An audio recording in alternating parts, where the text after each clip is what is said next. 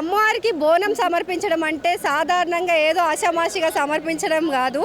అమ్మవారికి ఆ బోనం తీసుకెళ్ళి ఆ పాత్ర కూడా ఆ కుండ కూడా ఎంత అందంగా అలంకరిస్తారనమాట. సో ఇక్కడ చూసారు ఆ అమ్మవారి బోనంకి అమ్మవారి ముక్కు తీర్చిదిద్ది చక్కగా ముక్కు పుడక పెట్టారు. సో నిజంగా అమ్మవారే ఆమె తలపైన కూర్చున్నారేమో అన్నట్టుగా ఉంది.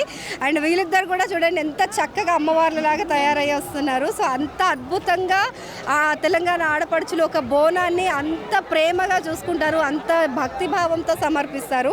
సో ఫాస్టింగ్ ఉండి సమర్పిస్తారా అండి? మీ పేరు? ఐశ్వర్య. సో ఎవరు చేస్తారు ఇది? ఐడియా ఎవరిది? మేము ఎవ్రీ ఇయర్ చేస్తాము, ఇలా ముక్కు పుడక ఎవ్రీ ఇయర్ చేస్తాం ఇలానే. అవునా?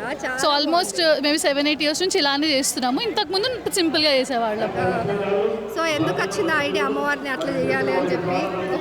అంటే ఇక్కడే ఉంటున్నాం, ఇక్కడే పుట్టి పెరిగినాం కాబట్టి మంచిగా అమ్మవారిని కొంచెం డిఫరెంట్గా చేస్తే బాగుంటుంది కదా అని అట్లా ఐడియా. అంతే అంతే అంతే ఇక్కడే ఉంటాం. మా ఇల్లు జస్ట్ 5 minutes అవే. అవునా? ఓకే. సో ఎన్ని ఇయర్స్ నుంచి పెడుతున్నారు మీరు? నేను మేబీ ఒక 10 years నుంచి ఎత్తుకుంటున్నా. దానికన్నా ముందు మమ్మీ వాళ్ళు, దానికన్నా ముందు గ్రాండ్ మదర్స్ అట్లా.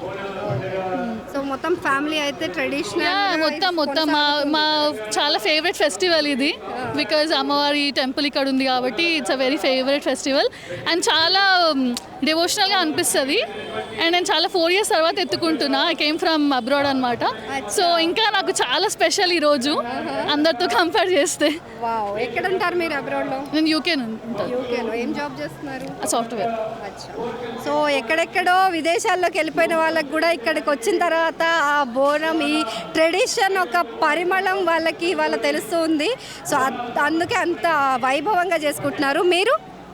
తిను మా సిస్టర్ అక్క. లేదు ఇక్కడ. Thank you.